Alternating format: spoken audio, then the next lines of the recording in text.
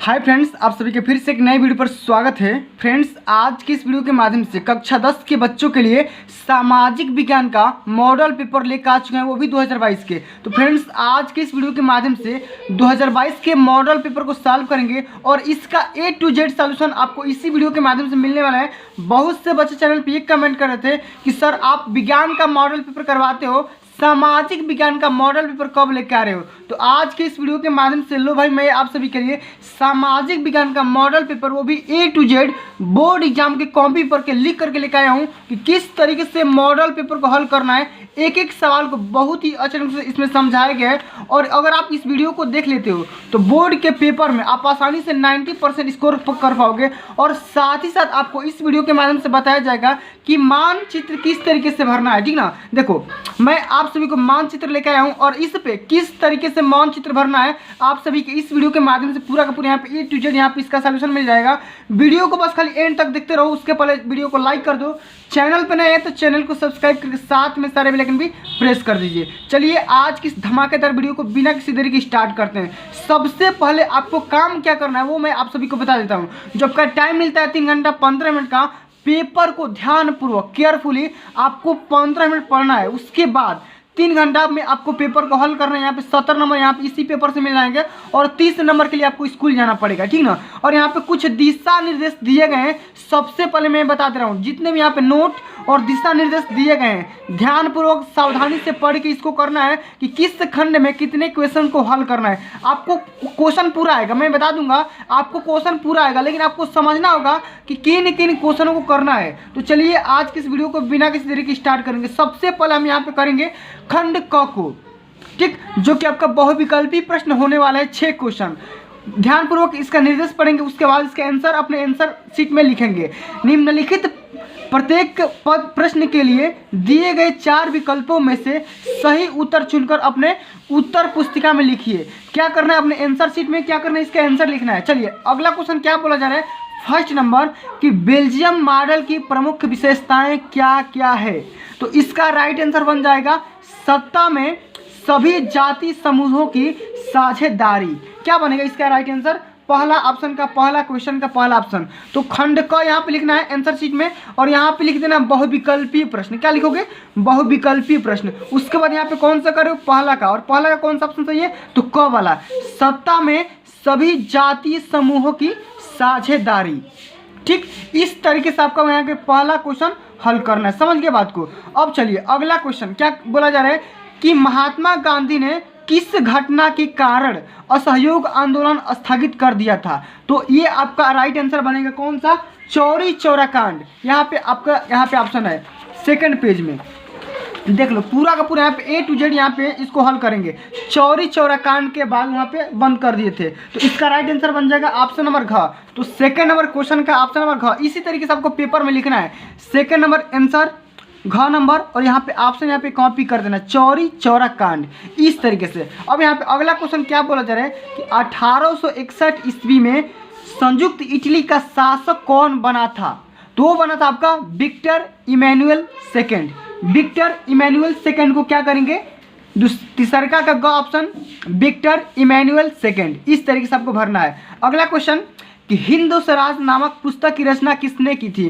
तो हिंद स्वराज जो पुस्तक थी इसकी रचना किए थे महात्मा गांधी ने। तो चौथा का ऑप्शन यहाँ पे थर्ड सही हो जाएगा, महात्मा गांधी। इस तरीके से आपको लिखना है। अगला क्वेश्चन कि जर्मनी का एकीकरण किस युद्ध के बाद हुआ था। तो जर्मनी का एकीकरण हुआ था आपका फ्रांस प्रथा युद्ध के द्वारा। किस युद्ध के द्वारा, फ्रांस प्रथा युद्ध के द्वारा। और ऑप्शन नंबर आपका ब सही है। ठीक ना। अब अगला question very most important question है। अगर आप इस मॉडल पेपर को तैयार कर लेते हो तो बोर्ड के पेपर में आप आसानी से 90% स्कोर कर पाओगे। ठीक ना। भाषाओं को भारतीय संविधान की किस अनुसूची में रखा गया है। तो ये आपकी रखा गया 8वीं सूची में। किस सूची में, 8वीं सूची में। तो छठवां का यहाँ पे राइट आंसर बनेगा ऑप्शन नंबर ग, 8वीं सूची के अंतर्गत भारतीय भाषाओं को रखा गया है। अब यहाँ पे हम करेंगे अति लघु उत्तरीय प्रश्न। अति लघु उत्तरीय प्रश्न क्या बोला जा रहा है कि गांधी जी द्वारा चलाए गए 2 सत्याग्रह आंदोलनों का उल्लेख करिए। उल्लेख मतलब आप उसका नाम लिख दीजिए, आपका 2 नंबर मिल जाएगा। ठीक ना। यहाँ पे देखो, यहाँ पे देखो, सबसे पहले यहाँ पे देखो क्या बोला जा रहा है, अति लघु उत्तरीय प्रश्न यहाँ पे लिखना है। उसके बाद यहाँ पे लिखना है प्रश्नोत्तर संख्या 7। और गांधी जी के द्वारा जो 2 सत्याग्रह चलाए गए थे, सबसे पहला का नाम है चंपारण सत्याग्रह, ठीक। और ये जो सत्याग्रह हुआ था सन 1917 ईस्वी के दौरान हुआ था, ठीक। और उसके बाद सेकंड जो सत्याग्रह हुआ था खेड़ा सत्याग्रह उसका नाम है, और ये सत्याग्रह होता है आपका 1918 ईस्वी के दौरान, ठीक। इस तरीके से आपको प्रश्नोत्तर संख्या 7 का आंसर देना है। आप चाहे तो इसमें 1-2 लाइन लिख भी सकते हैं अगर आप सभी को याद है, वरना आप इसी तरीके से छोड़ दोगे, आपका 2 नंबर मिल जाएगा, ठीक ना। अब यहाँ पे देखो अगला क्वेश्चन क्या बोला जा रहा है कि लोकतांत्रिक शासन क्यों लोकप्रिय माना जाता है। 2 कारण आप लिखिए। लोकतांत्रिक शासन क्यों लोकप्रिय माना जाता है, इसके रीजन लिखना है, इसका रीजन लिखना है। तो इसका रीजन इस तरीके से लिखना है, देखो समझ लो कि पहला रीजन कि सभी व्यक्ति को समान अधिकार होता है। देखो भारतीय संविधान के अनुसार सभी व्यक्ति को, चाहे वो छोटा जाति हो या बड़ा जाति का, सबका अधिकार सबका समान जाति का है, ठीक ना, इस तरीके से। और अगला मेन रीजन है इसका कि व्यक्ति को सामाजिक, राजनीतिक तथा धार्मिक स्वतंत्रता प्रदान करती है, ठीक ना। इस तरीके से कोई छोटे जाति का है वो भी चुनाव लड़ेगा, वो भी अपना हक लेगा, और कोई बड़ा जाति का है वो भी अपना चुनाव लड़ सकता है, वो भी अपना हकदार है, ठीक ना। इस तरीके से कोई भी व्यक्ति किसी भी धर्म को अपना सकता है, इसीलिए ये भारत के संविधान में लिखा गया है। ये आपका होता है लोकतांत्रिक, इसी 2 महत्वों की वजह से लोकप्रिय माना गया है। समझ गए बातों को। अब यहाँ पे अगला क्वेश्चन कि भारत की उत्तरी पूर्वी सीमा पर 2 लोकतांत्रिक देशों के आप नाम लिखो। तो भारत के उत्तरी पूर्वी सीमा पर कौन कौन से 2 आपके देश हैं। राज्य का नाम नहीं लिखना है, देश का नाम लिखना है। तो सबसे पहले एक पश्चिम बंगाल आ जाएगा, नेपाल आ जाएगा, ठीक। या यहाँ पे लिख दोगे भूटान भी लिख सकते हो, ठीक ना।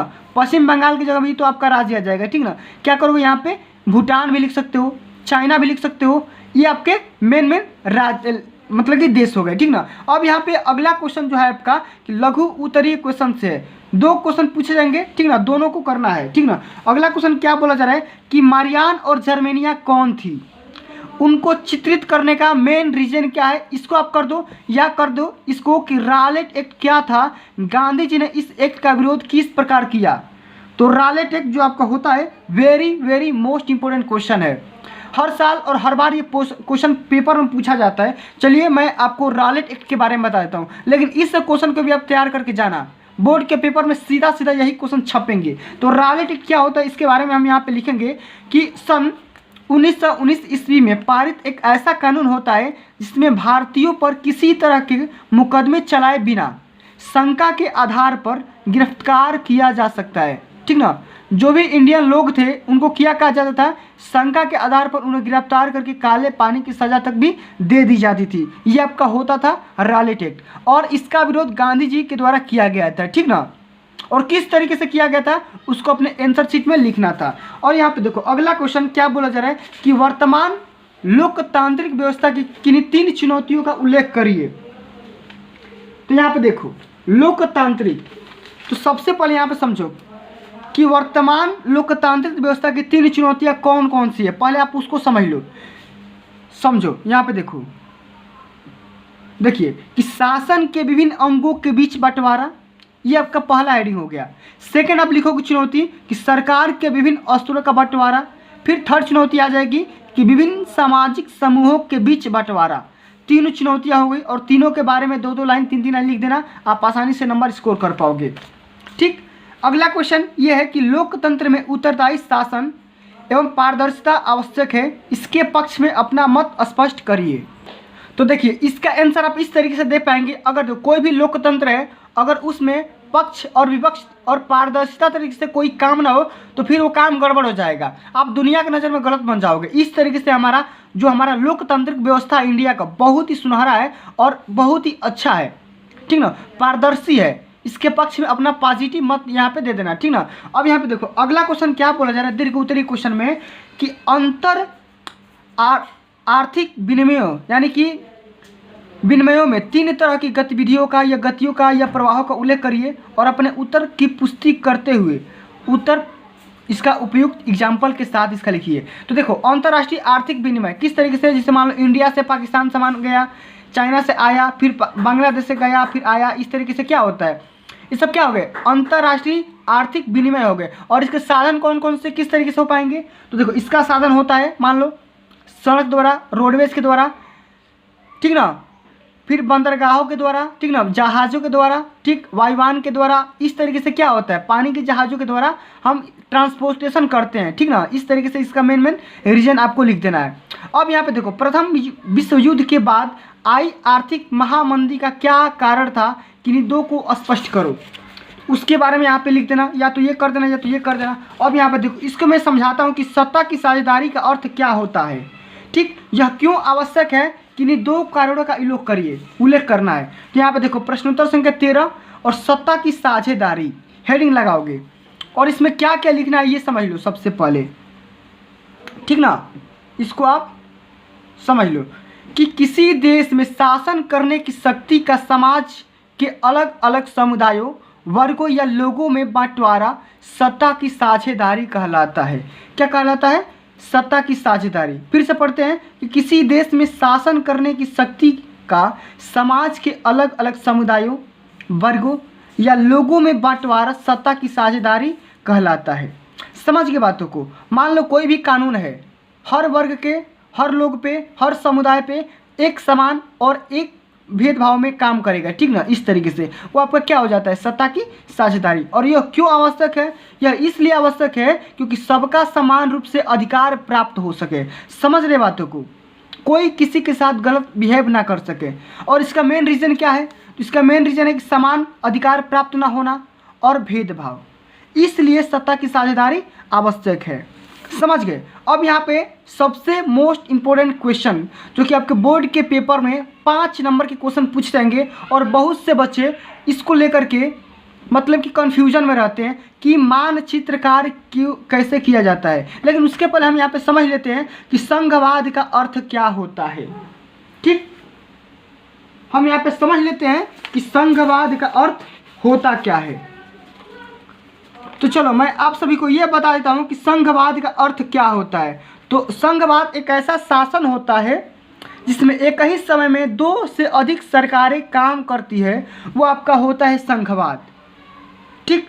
और संघवाद के 2 मेन यहाँ पे रीजन लिख दोगे कि 2 स्तरीय शासन व्यवस्था, उसके बाद लिख दोगे कि शक्तियों का बंटवारा, प्रत्येक स्तरीय शासन का अपना अलग अलग शक्ति होगा, इसलिए शक्तियों का बंटवारा हो जाएगा, कठोर संविधान हो जाएगा, शक्तिशाली न्यायपालिका हो जाएगा, वित्तीय स्वायत्त हो जाएगा, एकीकृत न्यायपालिका हो जाएगा, केंद्रीकृत संघवाद हो जाएगा। इस तरीके से आपको केवल 2 या 3 ही के बारे में विशेषता इसका लिखना है, संघवाद के बारे में। समझ गए। अब चलो मानचित्र संबंधी प्रश्नों को हल करते हैं और इसको हम लोग करेंगे किस पे?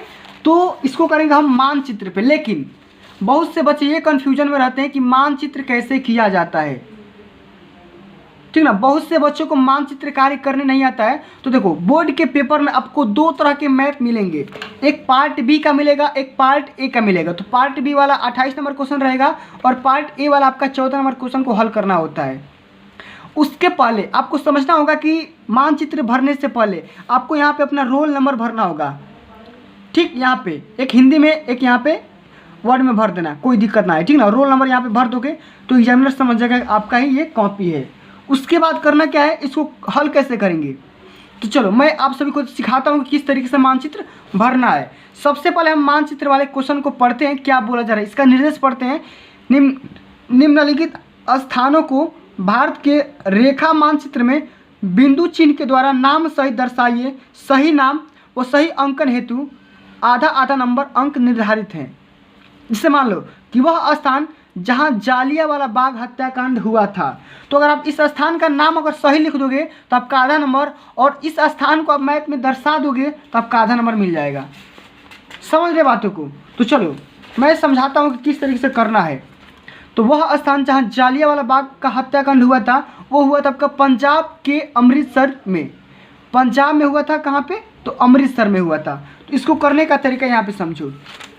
प्रश्नोत्तर संख्या 14 और मानचित्रकार यहाँ पे लिख दो और यहाँ पे लिख दो क, और क का आंसर हो जाएगा पंजाब में के अमृतसर में, ठीक। इस तरीके से आप आधा नंबर पा गए। लेकिन आधा नंबर और पाने के लिए आपको इस मानचित्र का हिंट लेना पड़ेगा। इस मानचित्र में आपको समझना पड़ेगा कि मानचित्र में पंजाब कहाँ पे है।